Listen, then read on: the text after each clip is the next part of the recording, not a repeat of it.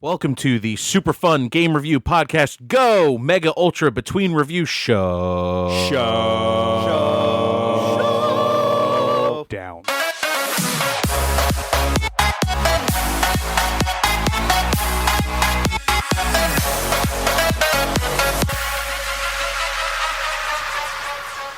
Welcome to Mubbers. You motherfucker.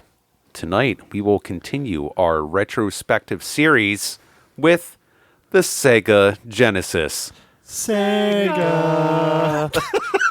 I was hoping somebody else was going to get it. Sega! But first, a word from our sponsors. Word. There you go. That was the word brought to you by Deep Creek Glassworks. Moving on. I'm just kidding. Deep Creek Glassworks has been making amazing, handcrafted, durable works of art for like the past 8+ years. I mean, it's been a while. If you listen to us for a while, you already know. You know the deal. Go get you some glass. Yeah.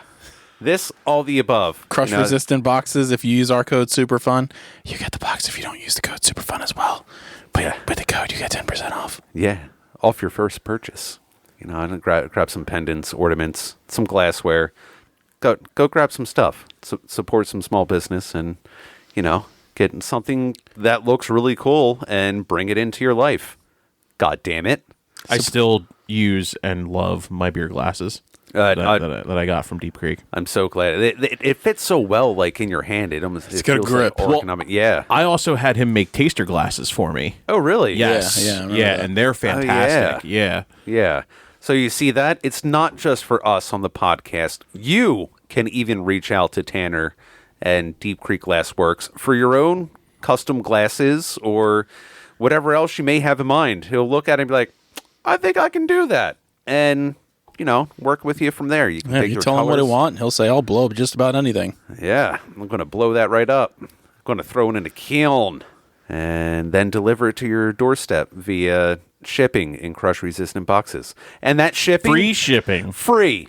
It's free, motherfucker. Oh, I think I had a mild stroke in the middle of that. So yeah, check them out at deepcreekglassworks.com. Works is spelled WORX. Or check out their Etsy or Instagram page to maybe spark a little creativity in your own life for something that he can bring to life. Anyway, deepcreekglassworks.com. Works, WORX.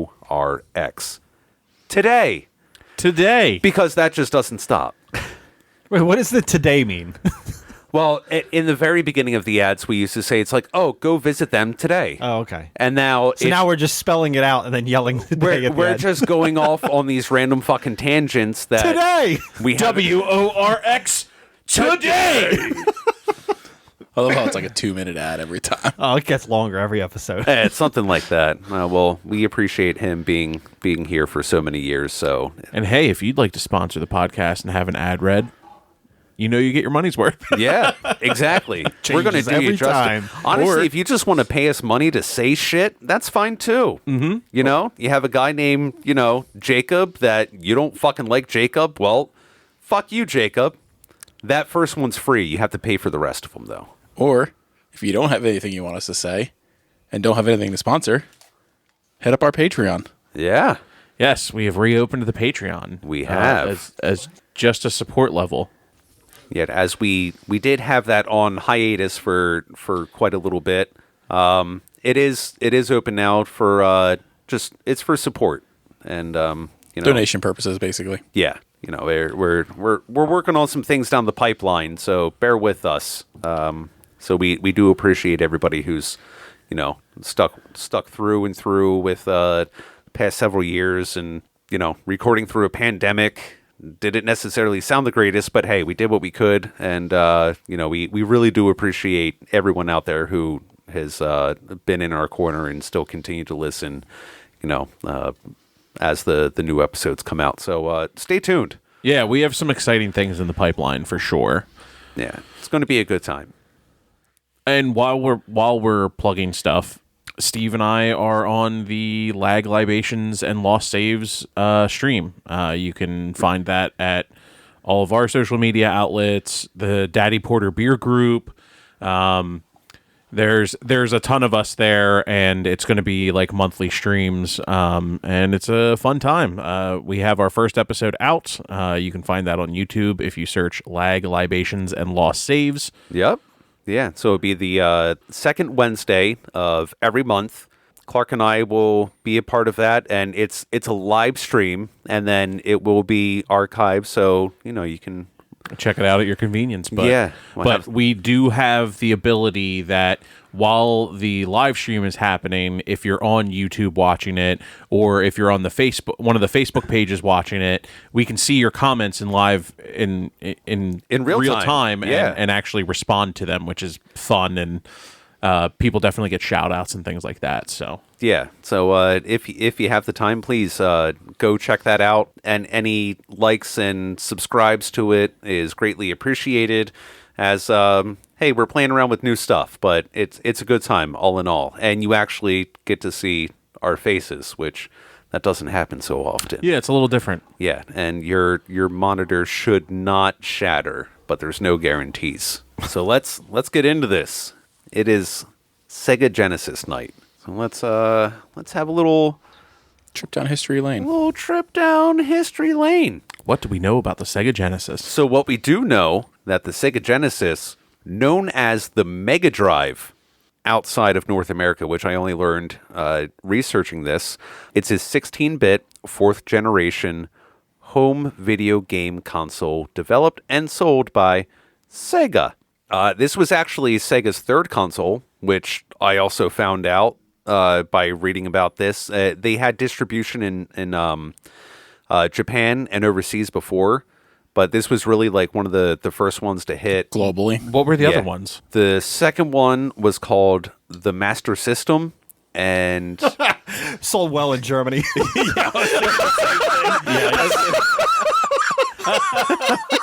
Jesus. Cut it did you expect anything less? I don't actually have the name for the first one. That we can find that at some point. But yeah, this was actually this was Sega's third system. It was just called Sega Genesis in North America. It was released actually in 1988, which I didn't realize like it was actually like pre-90s. It was ahead of his time. As Yeah. far as like, what was out at the time and things like that. Yeah, because when it really hit me, I mean, in the 80s, I was still like pooping diapers. I mean, now, but that's a little different. Yeah, you do that for money now. Yeah, 33 years later. You pay me, I poop. So yeah, I thought this originally came out like right around the same time as Super Nintendo, but apparently like that was not the case. Yeah, I always assume that as well. Like, because that was the big, The like direct competition. competitors, yeah. One of my favorite ads ever for Sega was Sega does what Nintendo don't. Yeah. Yeah. It was like such a huge ad campaign. Oh yeah.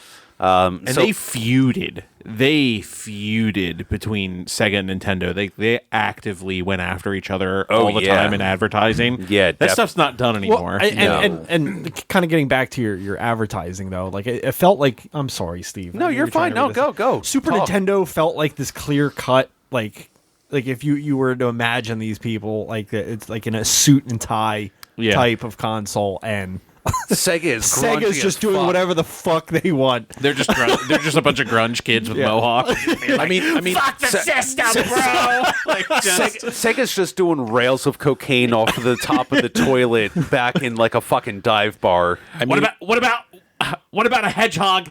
that just goes real fast. He just goes real fast. He runs really fast, and he collects like gold rings. It's great. He needs all the rings. He's going to save animals. People will love it. Sega. nice. Sorry, were you saying something, Joe? Yeah, I was like, the advertising campaign and the competing things. It was like, it was very much like it's Mario in both scenarios, but Mario versus Sonic is very similar to the Mario versus Crash Bandicoot like thing, though, where you expect like Mario, you can imagine like a formal wear or whatever, right? But like Crash and Sonic, like, or like that edgy side of the gaming industry. It feels, Yeah. Yeah, Crash lots- just drives up in a Corvette, fucks your mom, steals your money. Smashes all He the beats boxes up all on those the way. boxes. Yeah. All the Who, boxes. Crash? Yeah. Crash. Oh, I don't know. He seems like he's on the spectrum a bit. Hold on now. No, Have you ever actually seen the old Crash Bandicoot commercials? I'd probably He not. smashed Dude, boxes with the mascot? everywhere. The mascot with the ones? mascot. Oh, There's a they're great. mascot that clearly has a guy in it because his mouth is cut out and there's a guy's face in it, and it is fucking amazing. They're some of the best commercials. You must check them out, and then you will understand what we're talking about with Crash. It's fucking fantastic. But some of the distribution for this was a little weird because it varied country by country. Like, it was different companies that handled the distribution of the Genesis between, like, Japan. Brazil had its own one. And you got into Australia and the rest of Asia, like Australasia. Australasia. And even Russia Wait, had you its said own distributor. Australia and then the rest of Asia. Australasia. It's in my notes. Okay, I don't know. It's a thing. But a big thing was like it actually struggled in Japan for a good little bit, and once it hit North America, it fucking exploded. Yeah. There was a big different view like in the market because Japan was still very, very heavily invested in Famicom. Right. So that was like right up their alley. But when Genesis hit North American shores, It's fucking Normandy. yeah, just storming that goddamn beach. They did end up selling 30.7 million units throughout its lifetime. But that's, globally and whatnot, which may not seem like a whole lot for like things of these days, but this is also like late 80s, early 90s. Right. And it's not like it was $50 or whatnot. That, $200-300 was worth a lot more back then than it is right now. So actually, since you guys were talking about it, with the release of Super Nintendo in 91, this is what's really considered the first of the console wars, because they really started going back and forth. And between what was going on between Super Nintendo and Genesis, this is what really started drawing a lot of attention to the gaming industry itself, which pretty much went into creating what is now known as the ESRB. Right. Because you started having games like Mortal Kombat released. There was another one they listed. Was it like Nighttime or Night Terror? Night Trap. Night Trap. That's it. And it was pretty much like the basis of these games where it's like, this is like really kind of pushing some limits. Maybe we need to put some, some caps on it, or we need to keep it in check. This is what really started getting into having like a rating system and having, guidelines on how games should be made, or at least how they are allowed to be presented to the public. With that being said, Genesis always seems to be kind of like in the shadow of Nintendo if you look at it like as a whole. So they really did look to try to expand, the reach and the capability of what this system can do. It's a 16-bit system. It's only going to go so far. So peripherals and additions, I mean, I don't think there's one console I can think of that had this many modifications that you can do to it. Speaking to like Sega CD, you literally had to dock your Sega Ew. Genesis. Yeah, I know, right? Steve's favorite. Yeah. That's what I'm talking. He's really into that.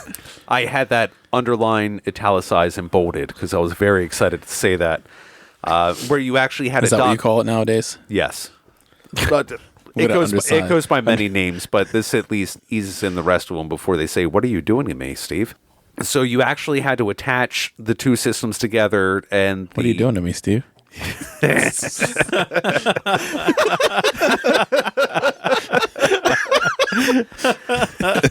So yeah, the Sega CD was Sega's like first big jump into using CD-ROMs as a basis of games. And eventually they would come to try to make their own standalone system for it, but they used a lot of FMVs. Saturn. Yeah. A game we will not, a system we will not be covering in the. Yeah. There's just not enough. which Panzer Dragoon. There you go. What is it? Panzer Dragoon and Knights. Those were the two games. Never heard. On I used to the see Sega Saturn. the cases for Echo the Dolphin. That was Echo was big. Yeah, but I even remember having a Sega CD, and the problem with that was there was not enough games to really support it that well. I mean, granted, the Sega CD still did sell 2.24 million units, which Yikes.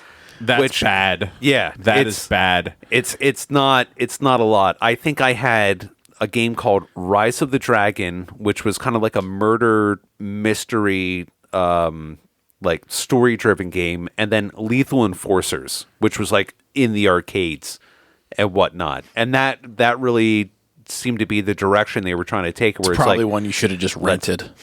yeah, probably, but no, that was something where, by the time I got it, it was probably 93, and everything was so goddamn cheap that, thank you, Dad, we could afford it by then.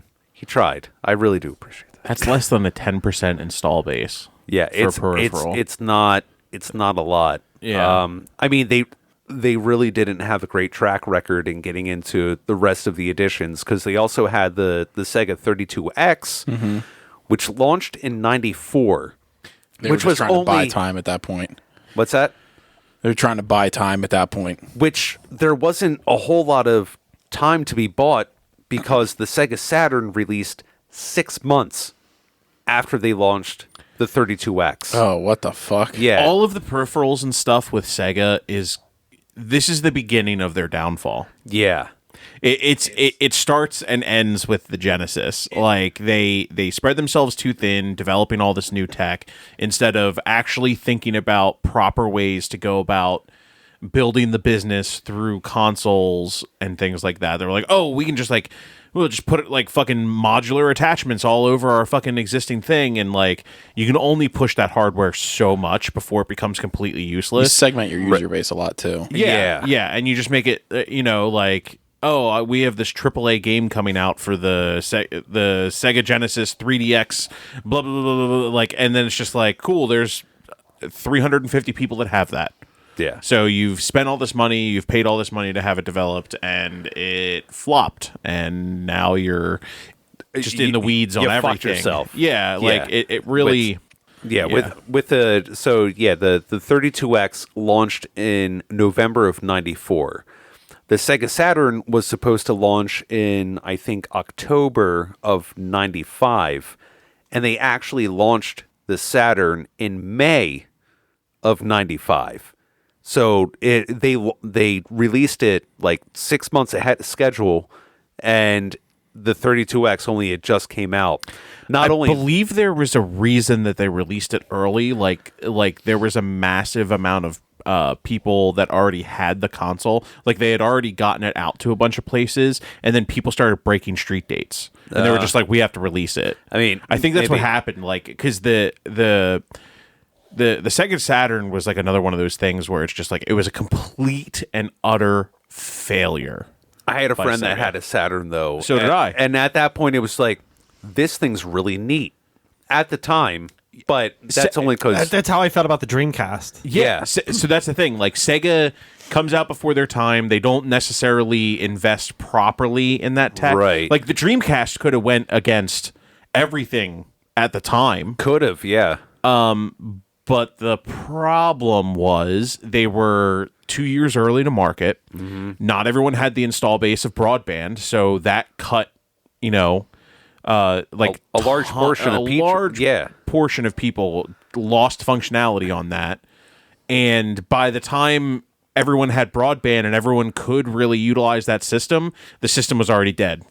People stopped making stuff for it because they couldn't recoup their money. Right. Yeah, exactly. And that was a real problem with the 32X, was there just wasn't enough of like a game library to bring people in and keep them there. It was great like when it first came out for the people who got it right away, because when they launched it, they had fucking issues all over the place. And so they were expected to have, they actually had 1 million units ordered. They were only able to ship out 600,000 Oh, wow. By January, 3 months after they actually released it.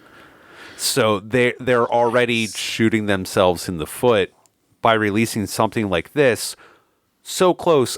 Even with the original launch date of the Saturn, you're still going within a year, and you're going to launch a brand new console and whatnot. That's not really the smartest thing. And really, by the time they stopped production, a year later after launching it, it went from a $99 price point to $19.99 price point just to fucking clear the inventory. Yep. Which is That's fucking wild. insane. Within a year, it dropped by 80 fucking %.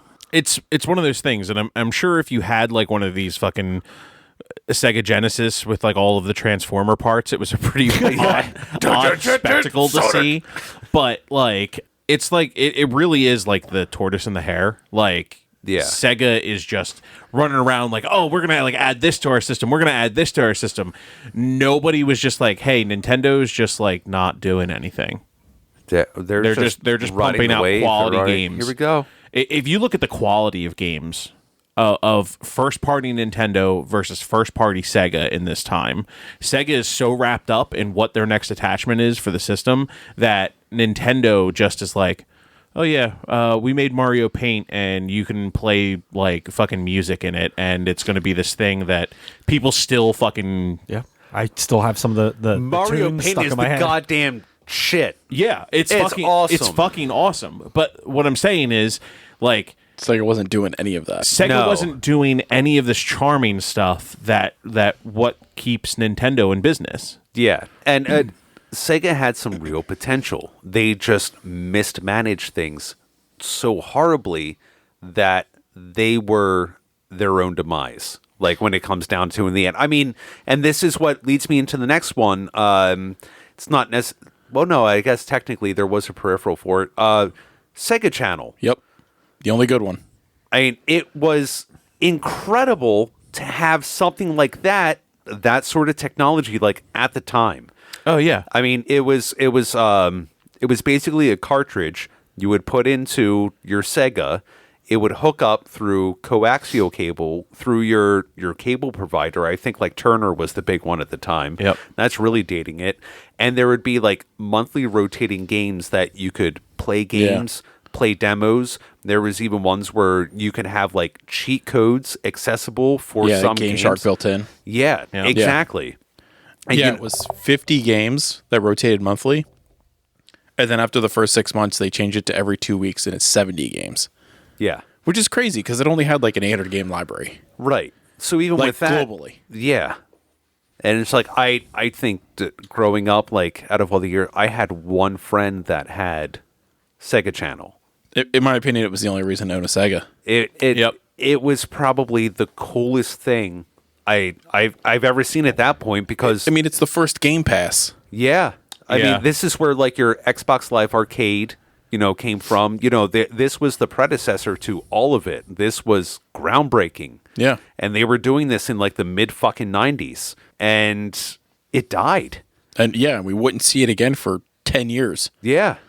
And 15, really. Yeah, before we actually got rewards for like stuff. Yeah. And this is where they had good ideas, but implementing them just really did not happen. Yeah. They should have made the cartridge free. This Sega Channel cartridge? Yeah, because you had it. You had to pay for it on your bill for your cable. Well, you had to pay for the cartridge, and then you had to pay for the activation fee of the cartridge, and then you had to pay a monthly subscription on top of it. So you're paying 3 times to get access to this one thing. And I mean, they probably did it because they're fucking bleeding money everywhere. So they're like, maybe we can recoup it with this. And they were expecting to have, I think what I was reading, with the cable provider that they were going through, which again, I think was Turner, they had it available to 20 million homes. They were expecting 1 million subscriptions, and they got 200 to 250,000 subscriptions. Yeah. Like as it was. And, if you're shooting for 1 million and you're only hitting like 20-25% of that, it's not sustainable. It's not going to happen. That's crazy. Which is a shame, but I mean, Did you this is find just- out what it was cost? Did you see a price at all? I think something that I saw like when it first came out or so, I think it was like $13 or $15 a month. Which That's steep. yeah, I mean, think mid 90s, that's still inflation rate. I mean, you're talking $25-$30 a month, if not a little bit more in today's terms. And that's a lot to ask to have, parents be like, oh, I'm going to pay $15 extra a month for my kid to play games when I'm getting HBO for an extra $7 a month. Yeah. It's not worth it, but HBO was not a thing in my house growing up. no. Oh, no, it wasn't mine, but that's only because we knew a guy that could crack the box. And yeah, we didn't pay for that shit. Interesting. Yeah. But no, I think that kind of like just sums up everything where it's like Sega, they had some potential, but they just didn't apply themselves in the right areas. We've all heard that. Fuck you, report. So yeah, I guess we can start blending into the games themselves. One thing I would like to say, at least for another like peripheral edition, was when they started doing the Sonic and Knuckles, and you could put in the cartridge. The double cartridge. Yeah, so you can put in the cartridge. It was a standalone game, and then you could actually put in different Sonic the Hedgehog cartridges on top of it. Yeah. And it would alter whatever characters you game could play with. Yeah, Yeah. like within it, which was pretty fucking neat. You didn't see anything like that, like otherwise. Carts on carts. Yeah, And then you add a Game Genie on the bottom. You're just like, fucking tower. Exactly. I've seen the ones they stack up like. You have to When your little brother comes to the room and accidentally kicks the thing, Yeah. snaps the whole thing. Yo! little brothers over there playing with fucking what is it? Castles and crossbows and castles? No.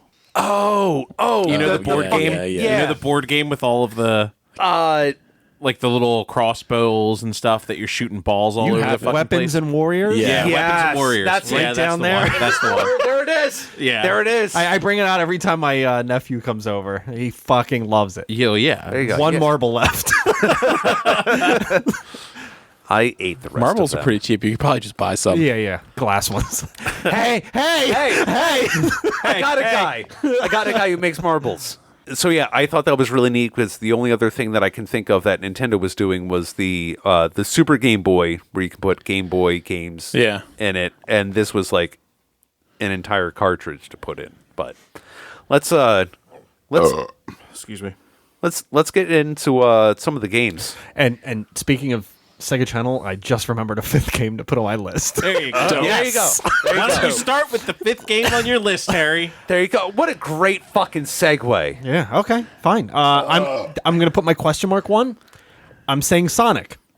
I just don't know which one I played. Okay. Do you remember what you did in it? Is it the one with Ran like, around, you do some started loonies. on the left. The biggest difference between most of the Sonic games that I could tell is if Knuckles if two. Knuckles is in one, it's two. And two also had the ones where you're going down a pipe and you're going up to the left and up to the right. That was Sonic 2. Oh well, I should mention. So we kind of skipped over our personal stories of the system, but Oh yeah, no, we can get into that. Go ahead. Sorry, I forgot. almost all of my experience of the Sega Genesis comes from the year or two that I was like best friends with Justin Brown, if you remember him. Same. Name Okay. drop. Oh, there you go. Same. Name drop. Yeah. What's up, Justin? I used to do like sleepovers at his house all the time. Same. We were all in second grade together. Yeah. Yeah. But yeah, that's where I got a lot of my experience. So that's where most of my memories come from, and Okay. a few because of Hamill. He had Sega Channel, Right. So, Yeah. I don't know for how surprising. long. He had everything video game related. You were like, oh, cool, I got this new game, and he's like, oh yeah, no, I got like 4 of those. Like, what the fuck? I've got a stock. I've got a crop. But that, Look at that's that crop. that's my story. Although I will say, Justin Brown had a sweet Jurassic Park action figure collection. Yes, it did. He had Nice. like the whole park and the building. I was so jealous. You're just Justin over there Brown's with- house is where I first played Duke Nukem as well. Oh, That's why I used to play Oregon Trail. wow! You're really taking that back. So is that your personal experience with the console too? Yeah, Clark? but, between Justin and my cousin Pat, he also was like Sega. Like our my mom and his mom did not communicate on like, hey, let's both get this console for our kids. So I got a Super Nintendo and he got a Sega, and yeah, so it was always interesting, like, because whenever I'd go over to his house, there was a bunch of games that he had that I had no access to. Okay. And then when he would come over to my house, he would be like, I just want to play Mario. And I'm like, okay, yeah. All right, that's yeah. fine. We'll play some Super Mario World. Hell Let's do yeah. that. Have you seen Let's Mario do it Kart up. yet? Let's go Rainbow Road, bitch. Yeah. Cool. For me, it was, again, a lot of Hamill's house. Played a lot of Sega there, the Sega channel. So my sister actually bought one at 1.2. I have no idea when, honestly. I still have it, actually. She bought the console, which came in with a pack-in, which was like one of those, 6-game packs or whatever. Yeah, columns. And, or jewels. And then I also got another game, which I will talk about later. But those are the only 2 games she ever got. And then just was like, I don't think she ever played it once, honestly. I was just like, okay, well, I'll just have this now, I guess. Yeah. So I had it, played it a bunch. Yeah. It wasn't like my main forte, though. I remember walking through Coventry Mall, and EB Games had one where it was still like, it was like pre-owned, like wrapped in the, shrink wrap and shit. But I was talking to my dad about it. I forget what game or something else it was. And he's like, oh yeah, you really want that system? I'm like, yeah, no, it'd be a lot of fun. And I remember just like being out, like wandering through the hall, and then he came out and he had the Sega Genesis, and I was so fucking excited. And I had a lot of time, playing this. I did have like a Super Nintendo also, but there was just like a different feeling, and there was like certain games that you can only play on Sega. So I had my one buddy who had only Super Nintendo. So this was a big thing for him. Whenever he came to sleep over at my house, it's like, let's play Sega. Let's go ahead. Let's go with this. Not to mention you could control the volume like on the actual console itself, which I always just like, look at this. It has like an extra like switch or something. Yeah, I know. I don't remember that shit. It doesn't. That was like the original Genesis. Like it had like Have one. volume. I fucking never noticed that shit at all. It has like the little like slider switches like on it and shit where you can actually like kind of adjust that. And I think I still have my Sega like tucked away in a fucking Rubbermaid container in the basement. But Yeah, I still have mine too. It's actually in my Nintendo 64 box. yeah, it's down there somewhere. Plus having a controller that has like 6 buttons on it, you're like, oh my god, look at all these That was the buttons. game changer for me for a lot of games. Yeah. It's like you had options. Like I didn't necessarily have to do like the top button things. Like it's all right there. If I'm doing like a fighting game or something. Fighting else. games made the most sense for me. Because I was like, oh, high, mid, low. Like Yeah. kick, punch. Right. It just made way more sense. Yeah. A. Like, X, this is- B, Y, C, Z. It's like, all right. Yeah. Like it just like transitioning from an arcade to that just was seamless. Yeah. That was pretty much my experience with it. And that lasted quite a while. All right, moving to games. Let's do some games. All right, Harry, what's your number 5? Sonic ? Don't know which one it was. Oh, okay. That was the best one of them all. Was Knuckles in it? I have no idea. Okay. I don't remember. I played a little bit. Did you start on Green Lane? Act 1. Yeah, was Emerald it Green City. Lane or Green Zone? Green Zone. Green Zone, yeah, that's right. Wait, there wasn't a green lane, right? No, It's Green Zone, yeah. we live near that. It's Green Zone was. Yeah, I played a Sonic game. ? 5. Fair. Done. No. All right. Okay. Just happy you had a number 5. Yeah. Thanks to you, Steve. Hey, Thanks to you. hey, you're welcome. You're welcome. You know what? Said my name. I'll throw myself at my number 5. No, I wanted Clark to go next. Oh, okay. Road Rash. That's fucked up. Road Rash? Yeah, Road Rash is my number 5. I fucking loved this game. It was so much fun. Just like I didn't get to this until PlayStation, so that's pretty fucking really? sweet. Yeah. Same. Yeah, I played like Road Rash on Sega, and man, it was just fun game. It is. It really is. And I don't know how I actually never followed up after the Genesis version. Yeah. Yeah. PlayStation That's fucking wild. version was so much. It was a lot of fun. The Sega one was always a lot of fun. You could like get different weapons. You're going on a motorcycle essentially, and it's just kind of like. I got it. I got it for PlayStation. It was one of those free catalog games. Gotcha, Pick yeah. out Yeah. 8 CDs and get Just a like- free. Yeah.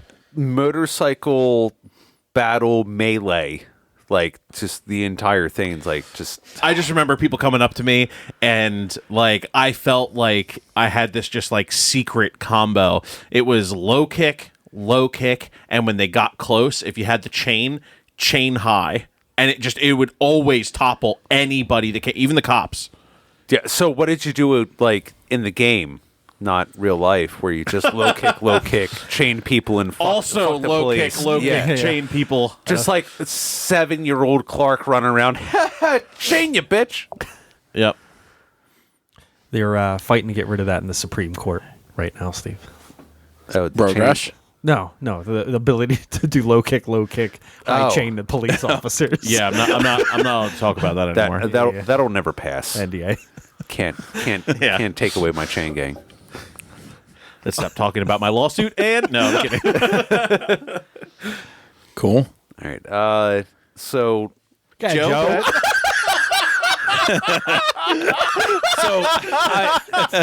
So my number 5, surprisingly, is a fighting game. Clay Fighter. Ooh, Clay Fighter's good. I played that more on Super Nintendo, but Yeah, I didn't have that on Super Nintendo. That was one of those ones that I played at Hamels a lot. It was like always on Sega Channel. yeah, So we would just pop over to it, and as a kid, and you're like, "Oh, I can fucking be a snowman. What the fuck?" yeah. giant was- snowman just ripped things in half. Hell yeah! Clay Fighter is on my honorable mentions. Yeah, Yeah. fucking great game. I mean, it's fun. It's a funny game, and just like the animation for it was just so. It was weird, It was but it different. was like It's like, all right, this looks fucking. It looks really cool. Yeah, Well, claymation fighting game. Like it's it was cool. not really seen much after that. Yeah. Harry, you want to go with your number 4? Steve, your number 5, please. Oh, I'm here. Oh, I get to participate. That's fucked up. Now you know how your wife feels. Oh, Jesus Christ. Holy shit. Is that really how you feel, Joe? Joe just turned into a giant snowman and ripped your ass in half. No, it's quite Try the and find my opposite. carrot. Yeah. Surprise! It's your ass. What? No. No. Yeah. No. It's your ass. No. Okay. All right, sweetie. Joe's carrots in your ass, Steve. So my number 5 is Altered Beast. Okay. I think my cousin gave me this game, and he was like, "Oh, good, have fun, it'll be all right." And Sign of a good game right there. yeah, exactly. Where a cousin gives it to you, Just somebody gives it to you. yeah, it's just like, "Here you go, you'll like this." I'm like, "All right," and I was always the young cousin anyway. But yeah, like side scroll, beat 'em up, and you got to morph into like these different altered beasts and just tear shit up. It's like Animorphs, the video game. Yeah, before Animorphs was a thing. Cool. Like, it was, I forget the ones. I know one you were like a bear, the other you were like a lion or a wolf Still or a something. bear, Steve. There was like a Russian guy that like he would turn into a bear mid combo if you were doing it right, That's or Vladimir you could do Putin. like the Yeah. Good old Vladdy. Vladimir Putin. Just I go to bear and I Just boot game. I call Vladdy. I just Go Vlad. but yeah, that was a fun one. Topical. Yeah, it was. Yeah. I played. I think it was like 3 or 4 when it was on the GameCube. Like Okay. like much later Yeah. in the life cycle of that. And it was a Right. great game. It Yeah. was really fucking cool. It was a lot of fun. Joe, number 4. Oh boy. I'm gonna need to pee again soon. So my number 4 is Lemmings. Oh, Okay. oh shit. Okay, I didn't know that came out on Sega. Yeah. Oh yeah. There was Yeah. a lot of crossover that Yeah. So, I mean, if you haven't heard of Lemmings, it's basically just like a side-scroller game where you have to like build bridges, and you have so many lemmings that spawn, and they just walk right. And they you have just to like keep try and get them walking to right. the end of the level. It's like Pikmin. Yeah. It's like an it's old gyroscope. Yeah. From the NES. Is Pikmin the same concept? They just start walking and you gotta... They don't start walking. Like it's more of like you have to like collect them throughout the level, and then they lead like them. do your you have to lead them, and then like certain colored ones do certain things. Like the red ones fight. Careful, Steve. The blue ones lift things, and the green ones like form like bridges and stuff that you can like, walk just over like and lemmings. stuff like that. Yeah, Like you had to spawn in certain Just like lemmings. lemmings. it's just like lemmings. I mean, because it's certain lemmings, you had to like, okay, I'm gonna put down a lemming that like when they get to an edge of a cliff, like they just start laying down bricks like until they run out of bricks, and then they walk off the edge. But so you have to like get a couple of them in a row so that you can get the bridge fully made and shit like that. It was fun. Good puzzle game. Good shit. Harry, number 4. Number 4, again, all these games I have minimal amount of experience with. That's fine. We don't really expect much of you anytime. Ever. Primal Rage. Oh, good one. I played this on the Sega channel with Hamill one of those days when I was up. That was a fun, funny game. Yeah. I don't remember much about it, but I don't know. You were like, oh, that name's familiar. But it was like Yeah. it was like dinosaurs and like apes. Like it almost felt like a predecessor to Rampage or something. Yeah. Just in fighting format, essentially. I remember they had like the weird, like, it was almost a little like VR or AR like headset, and Primal Rage was one of them, where it was just like fighting back and forth, and it was just like red lines like of the characters, but I don't know that You just talking like Virtual Boy? Yeah. no, not Virtual Boy. It was something completely where there was like a little, it was like a little glass screen that flipped down like over like one of your eyes or something. It was that? It was a weird, obscure thing, but they would have little cartridges that you could remember like pop this. in. Yeah. Yeah, and a power reader from Dragon Ball Z. basically, no, They're over 9,000. it was basically that. 5 episodes later.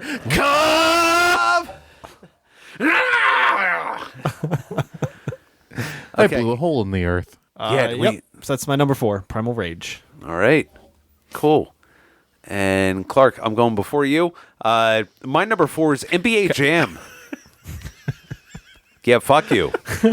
Fuck you. And everything you stand for. But yeah, NBA Jam was... I stand for Steve Smith, so fuck you.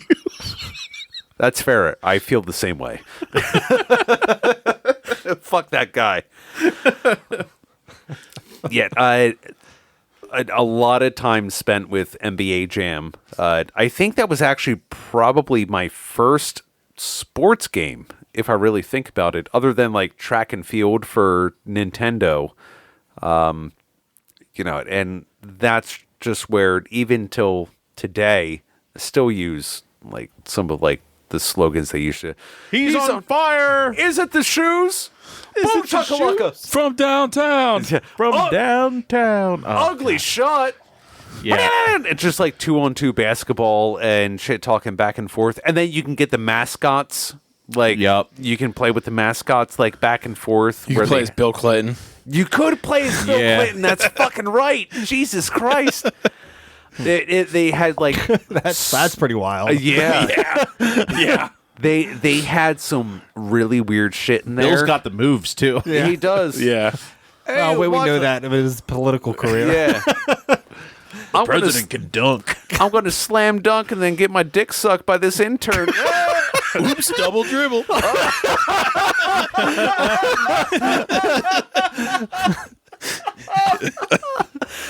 I can't follow that. Clark, number 4. What do you mean I got fouled? That man committed suicide. Oh, congratulations, you got Clinton. Dicks. Clinton Dicks.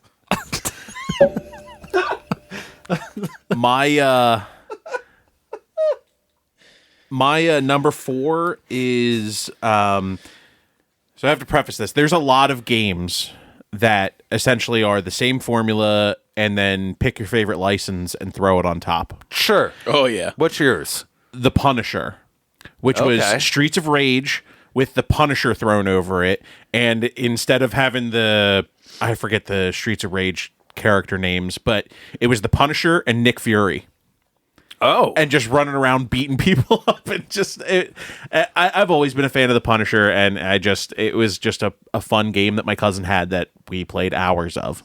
Nice. All right. Going on to number 3. Woo! All right, I'll go with my number 3 first. So Yeah, Fucking playing footsies over here. Happy feet over here. fucking penguins. Decided to sit down and invade the space that I've been. He's just like, oh, my feet were here first. Get the fuck out of here. I hope you get eaten by an orca. Oh, okay. We're on to 3s. Yeah. So my number 3 is Mutant League Football. Oh, great game. Fucking Great game.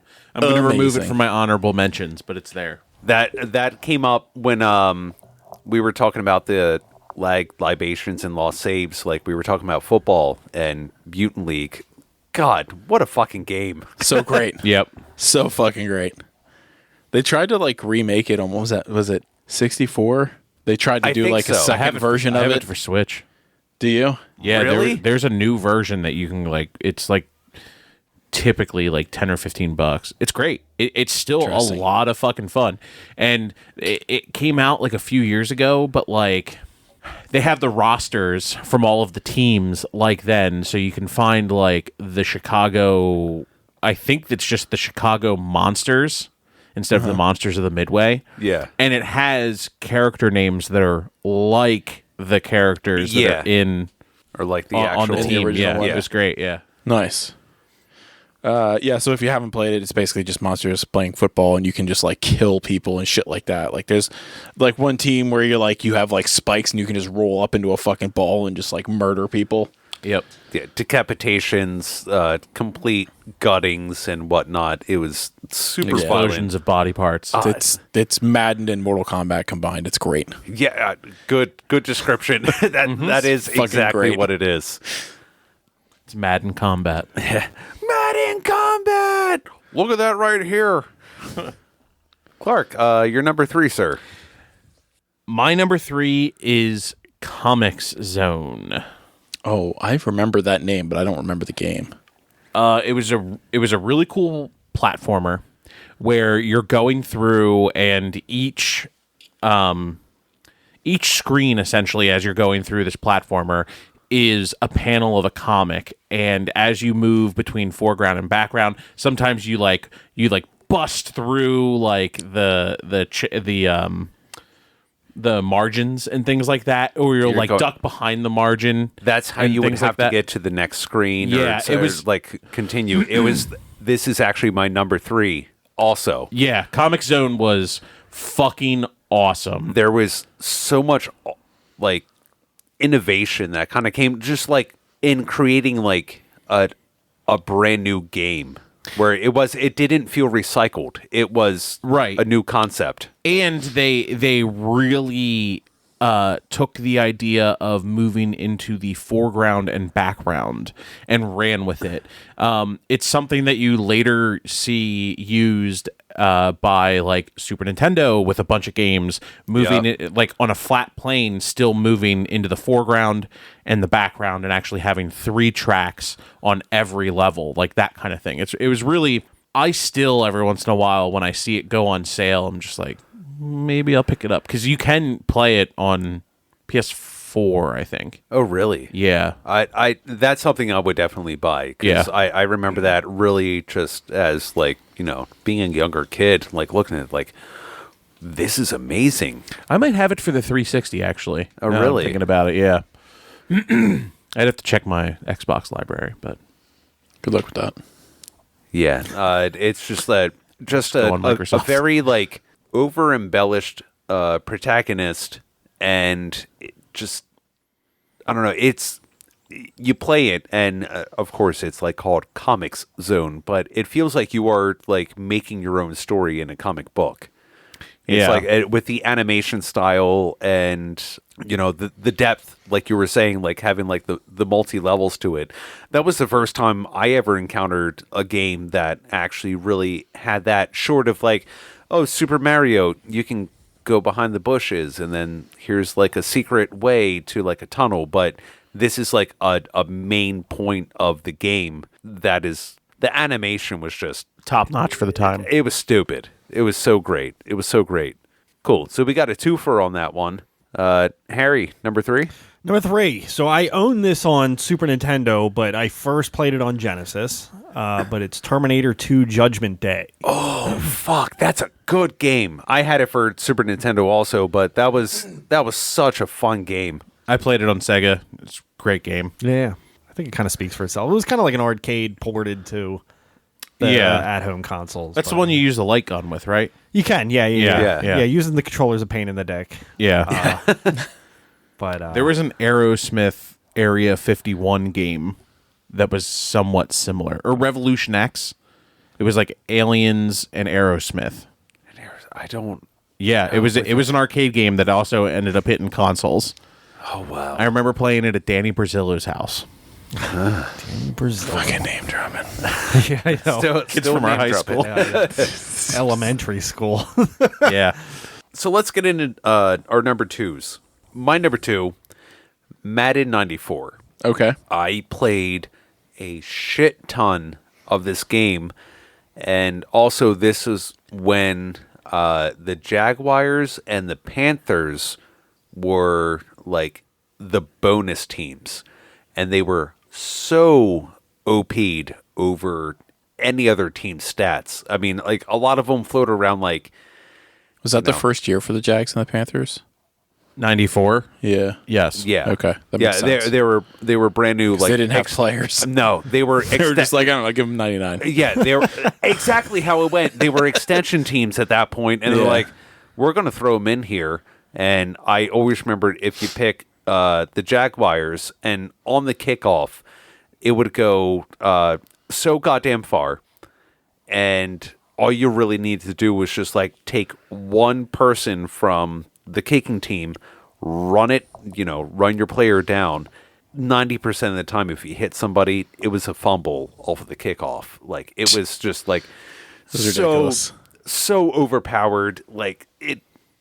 I'm sure there's some people that really didn't have too much fun with that, but as like a 8-10-year-old kid, I didn't give a fuck. Yeah, no. Madden still has that kind of thing.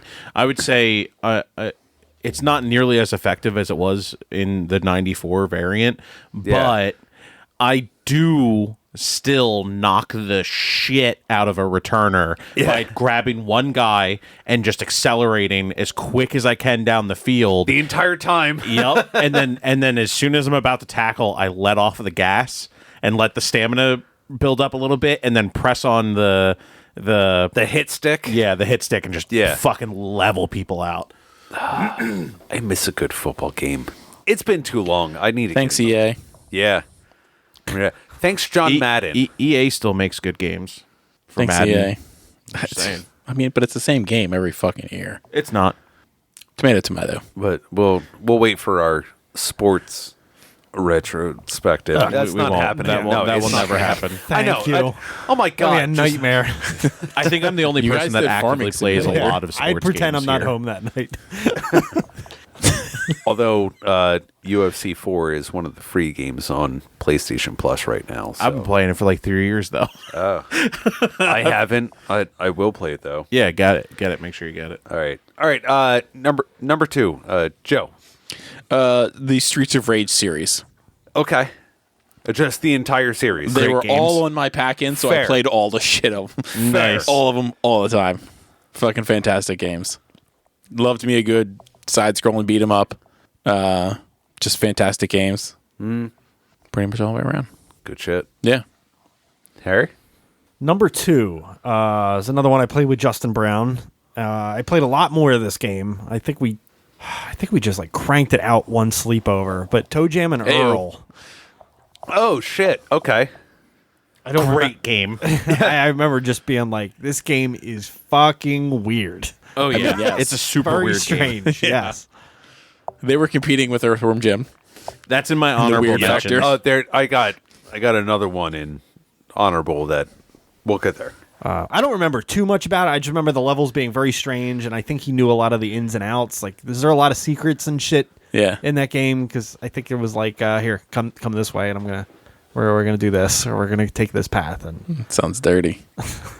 Yeah, come this way. We're gonna do this. I'm Hide sorry. hide What? behind this bush. Take your pants off. Don't tell your family about this. Yeah, Jesus Christ. Okay. I'm gonna toe jam my Earl into your what? I don't know, Steve. You said it. What are you doing to me, Steve?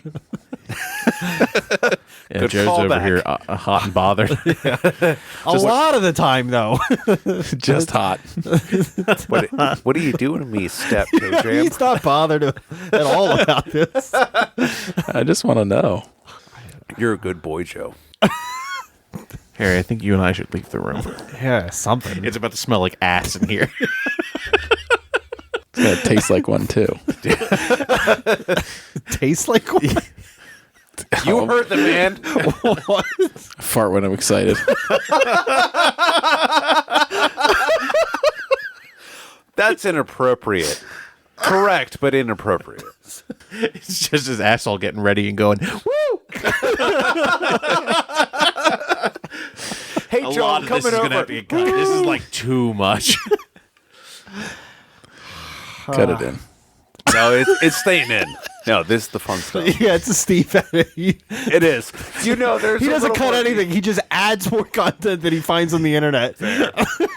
I felt a little uncomfortable. Fuck your ass. Where did that go? No one said that. Yeah, well, that's my number 2. Toe Jam and Earl. All It's right. on my honorable mentions. I'm removing it from my list. Deleted. It gone. Did you do your number 2? I did not. Okay, Mr. Clark, number 2. My number 2 is Mortal Kombat. Ooh. This is where I played the first one extensively. Okay. I had traded somebody for it on the Super Nintendo, but without the blood, I felt like I was getting gypped out. So I played a fuck ton of it at my cousin's house. And Okay. just... Speaks for itself. Yeah, I love Mortal Kombat. Everyone knows what Mortal Kombat is. Yeah. And if you don't, look it up. And- unless you're like a kid, but you shouldn't be listening to us if you're a kid. So And Sega had the, like, for nowadays, I guess you could call it the extreme version, where it was Yes. like, it was the more actual graphic. game. It was just Yeah. the actual game. That's yeah. all. This was, It this wasn't was the what, Walmart version of the game. No. Yeah. No, you had to go to Kmart for this because they didn't give a fuck. Yeah, Walmart stopped selling the Genesis version of Yeah. Mortal Kombat. Yeah. I mean, this is where, like, This at is least where when- the E ESRB started, was this game. It so. was this game. And, all right, we are getting into number 1 picks. Harry. My your number 1 pick, it was... Hold on, let me look it up because it's a weird name. Can I help look for it? It was The Haunting starring Poltergeist. So honestly, What? it's a very strange game. Tell me So about you're it. a little ghost. Okay. And there's this whole family in a house, and they can walk room to room. And there's a husband and a wife, and then a son and a daughter. And they can move between the rooms. Usually the dad's out in the garage. I think the wife is in the kitchen. The son is in his room, and the girl is in her room. Anyway, as the ghost, you're trying to scare them out of the house. So you jump in objects around the house and Make drawers open or something like stuff that. like that, So or you possess the doll in the daughter's room, or you could rev up the lawnmower in the garage, or chase the wife around with like a butcher knife in the kitchen. Like, you're hopping in objects, and you can kind of see them highlighted around each room. And you just utilize those to try to scare them out of the house. Really cool fucking game. I think it's awesome. That's an awesome concept. It's like you are the poltergeist. It's like scare people. It's an early EA game too. Yeah. But back when they made quality. Yeah, no, just really, really cool game. Huh. And that was one that was not on Super Nintendo because I would have fucking bought that up in a heartbeat. Nice. All right. Joe, number 1. Golden Axe That speaks for is- itself. Yep. That's honorable mention on my end. We'll say Same, I'm removing it from my list. I played it like 2 months ago. Really? Yeah. Sega, when they were doing their 20th anniversary, or what was it? It's more Would than have been 20. 30th anniversary. Yeah. Oh, okay, They were yeah. doing a special and on Steam, and for one day you could claim a bunch of Sega games that they were remastering, and it's Golden Axe. It's a bunch of games that they were remastering for a long time, and they just got canceled. Okay. But they basically just gave everybody the games in their current That's pretty stuff. awesome. So they put out Golden Axed, which is with a D? yeah because it was canceled The D is important. because it was canceled. Yeah. Yeah. So it's basically Golden Axe, like the original Golden Axe with like new graphics and stuff. And it's fucking awesome. That sounds great. Yeah. Oh, God. I think you and I were talking about this, and I missed the drop. Yeah. They had this, and they have another game on my list here that they put out. But basically it's a Sega, like you boot it up and it's, you boot up into a kid's room. And like you have like a TV and the Sega Genesis console, and you look around and you have to look on your shelf to find the game that you want to play. Yeah. And like you click the game and then it like puts the game in the console and boots up the TV. Oh, get out of here. It's fucking sweet. Oh, that's it's a fun. really cool concept. Oh, of that's what they pretty did with cool. it. But yeah, Golden Axe, fucking awesome. Mr. Clark, number 1. My number 1 is a super deep cut, and I have mentioned this before, but has anyone ever played General Chaos? I remember when you mentioned it.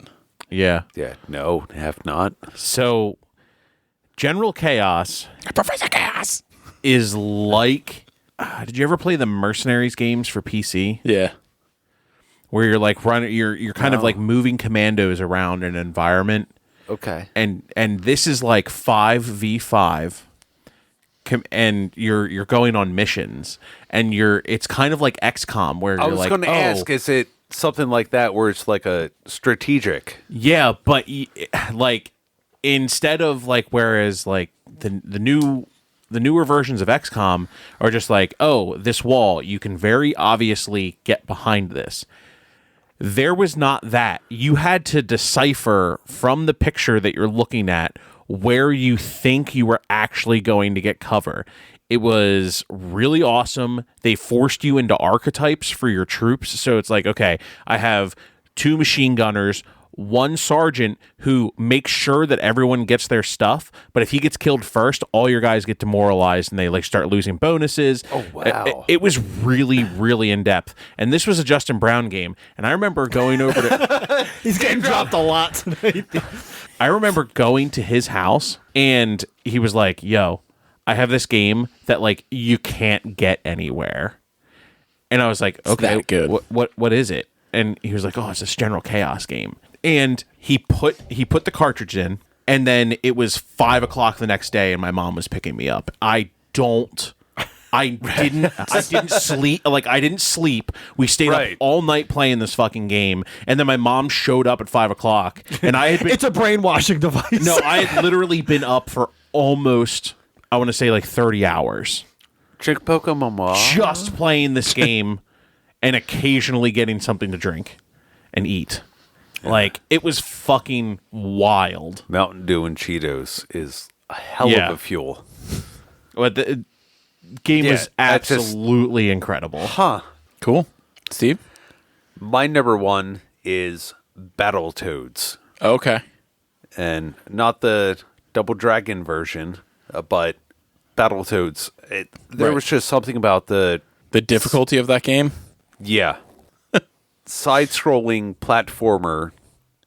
Again, they with would depth, also- which wasn't done a whole lot. What's that? Again, with depth, which wasn't done a whole lot. Right, because then you would have like certain stages where you had to get on like it almost looked like a jet ski, and Yeah. you had to go through like I don't know what the premise of the stage was, but you were going through like a membrane or something, and you had to like ramp yourself off and go back and forth to get through this area, and a variety of characters, and it just, I don't know, there was something about it that this was like, I fucking love this game.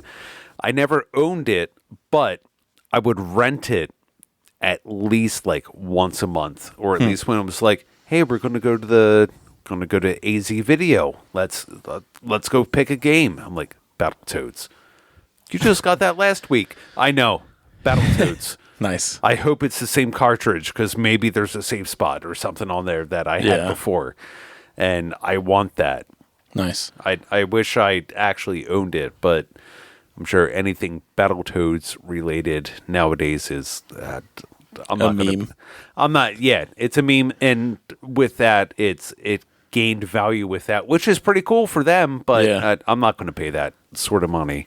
Yeah, Not for that. I can game. appreciate that game. I was never good at it though. Yeah. Oh I no, was terrible at it.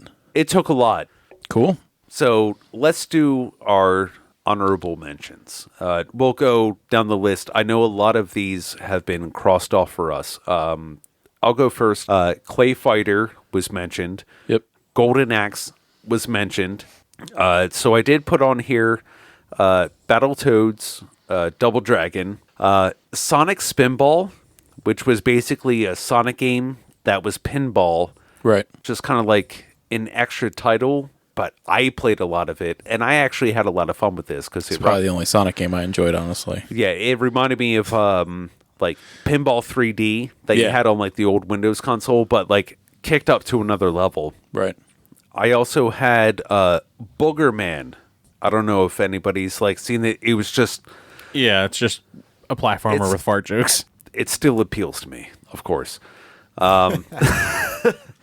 And then a very weird, obscure one was actually Michael Jackson's Moonwalker.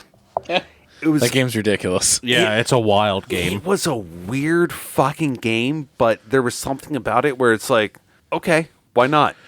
There used to be a convenience store in Royersford called Gary's, and they had a Moonwalker arcade machine, and I used to play it. Really?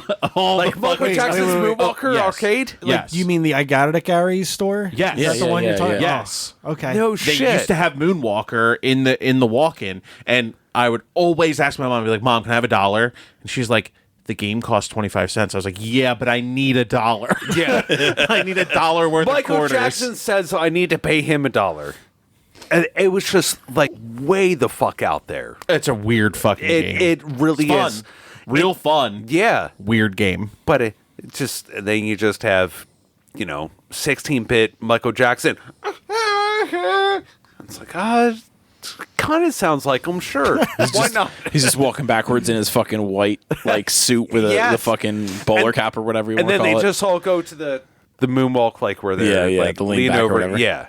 Yeah, he had that like weird power up where it was like you were playing as white clothed Michael Jackson, and then there was like 6 black clothed Michael Jackson that would help like clear the screen. Yeah. Yeah, it was And then you Fuss turn barrage. into a rocket ship and just or bats. yeah, Or bats. Or bats. Yeah. Weirdest fucking game. But for that, it's an honorable mention. Could be a good one to bring to the table someday. Yeah. Oh man. Do you really want to do that with me? You would. I would. We would have to find a ROM because that game is like super fucking hard to find. Oh yeah, I'm sure it's Especially since his death. yeah. I'm sure it was hard to find before that. Yes. I'm gonna buy a $35,000 arcade cabinet with it. We're gonna play. Can I get Michael Jackson Moonwalker on here? I got a couple. Go for it. NBA Jam was already mentioned. Second one here I have is Pac-Man 2: The New Adventure. So Okay. it's not like your normal Pac-Man game of like eating the dots. It's not and your stuff. father's Pac-Man It's game. not just waka waka It's a waka. side-scrolling platform game, What? but you don't actually control Pac-Man. It's actually a point-and-click game. Really? Yes. Huh. It's very meta. You're the pellets. No, so like you have to. The only way to get Pac-Man to move is to interact with objects on the map. While I'm excited or to on the just get stage. swallowed. So you have to like click on certain things. Like if you need to like get health, you need to like click on like a piece of fruit in a tree, and then like he'll go walk up and figure out how to get to the tree. It's fucking wild. That's a thing. But it's also like think Super Mario Brothers 3 where you can get power-ups like the raccoon suit. Like you could get like a cape and become a The superhero. Tanuki suit? Yeah. It was fucking Tanuki? wild. Close I was like, this is fucking Pac-Man, what the fuck? Yeah. huh. Yeah, and the Sega one you could play as like it was on Sega and Super Nintendo. The Sega one you could play as Pac-Man Jr. and the Super Nintendo one the alternate character was Miss Pac-Man. Big fan of Collide. Those are my honorable mentions.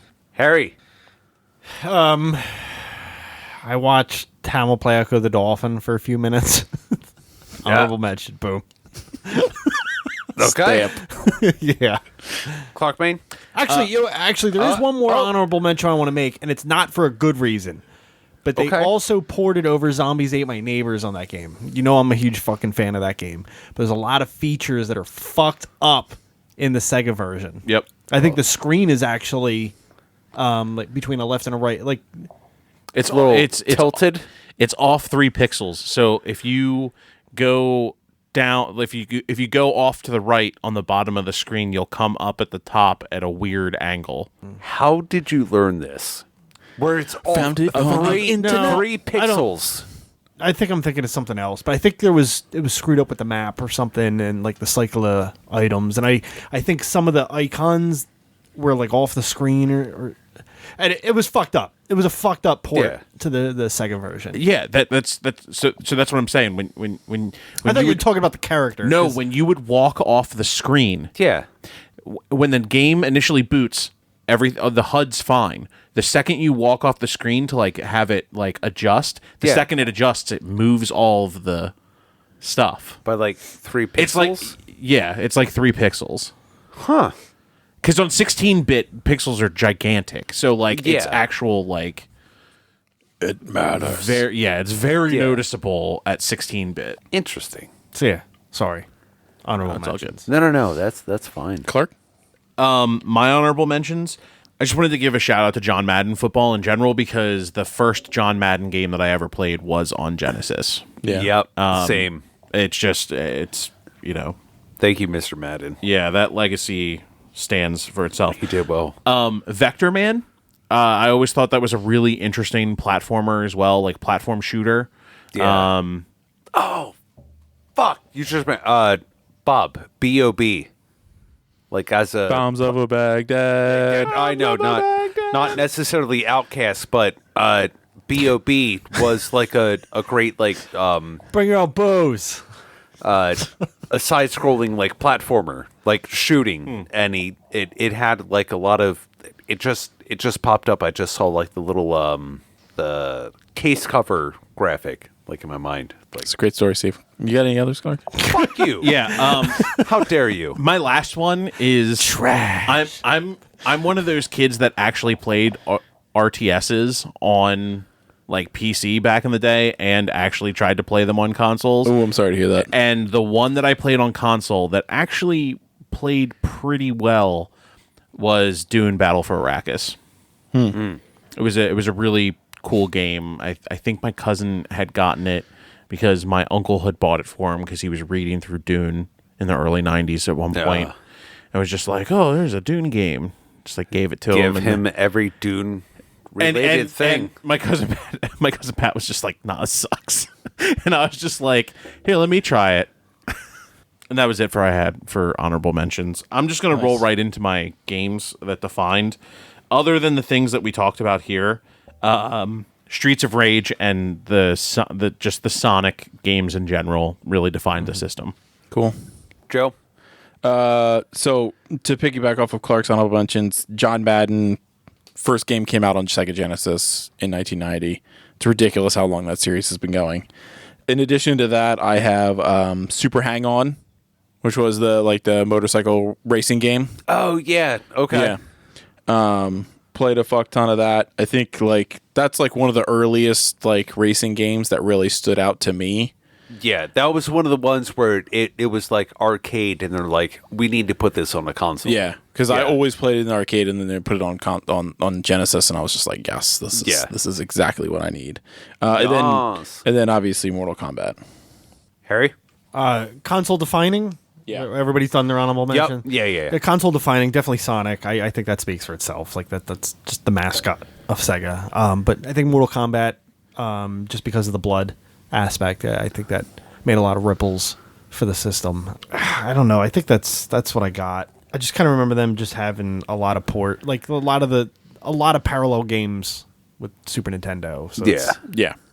So for mine, I have, of course, Sonic, Mortal Kombat, because it was between like that and the Super Nintendo, but Genesis pushed that envelope a little bit more when like having like the actual blood and whatnot, and really getting into like graphic detail. And I did put Echo the Dolphin, because that did almost feel like not necessarily like open world, but you got to explore a lot in that game. Yeah. Like it wasn't like so much where like Super Mario was Only go right. completely linear, where you're just going like one motion. But yeah, I think that really really kind of brings things together. Stay sexy. God, no, Stay it's too lovely. Jesus Christ! All right, thanks for joining us, everybody. We'll see you in 2 weeks for Resident Evil Village. Okay, cool. Eat my ass. That's his new catchphrase. Stay safe. Yeah, you can Stay safe. Stay lovely. Thanks for listening. Be sure to follow us on social media and all streaming platforms at Superfun Podcast for more episodes. If you enjoyed the show, tell a friend about us and consider becoming a Patreon member for more exclusive content.